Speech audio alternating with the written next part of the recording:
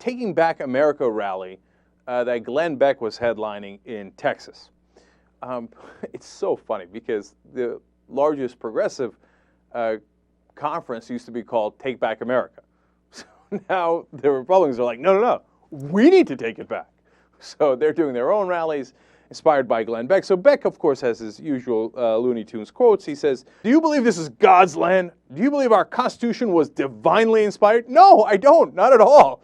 Okay? I believe it was written by a bunch of guys who didn't actually believe or the same things you believe, Glenn Beck, at all. They were, at best, deists. They were not the fundamentalist Christians. In fact, they made a secular country, divinely inspired. It's not like as Madison was writing the Constitution, he was like, "God, what do you think I should write for the Third Amendment?" Okay, write it down. No, he wrote it as a rationalist, as a secular rationalist. All right, continuing, he said, Beck says, "Why do you believe those things? If God is with us, who can possibly stand against us? The answer is no one."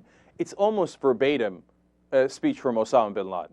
Now, I'm not saying Beck has caused the same kind of harm that Bin Laden has, but the language is nearly identical. They say, God is with us, and if God is with us, then who can stand against the mighty Allah/God? It's nonsensical. How do you know God is with you? What, did he whisper it in your ear? Are you a prophet? What does the Picard say? Whose side is he on? Right, I love that Star Trek reference. Anyway, so now that's Glenn Beck, but we're just getting warmed up. Representative Louis Gohmert also spoke up. He's one of my favorite congressmen. He's a Republican from Texas. This is the guy who earlier had said that Washington, and I'm not kidding, had been invaded by demons, and that's why the Democrats passed health care reform. I wonder how that worked. Do they snatch up the Democratic representatives' bodies, souls, to get them to sign? But the Democrats were already in favor of it. So whose did they snatch? The parliamentarian that allowed them to do reconciliation?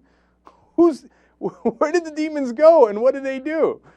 I mean, seriously, these people are United States congressmen, and they're absolutely cuckoo for Cocoa Puffs.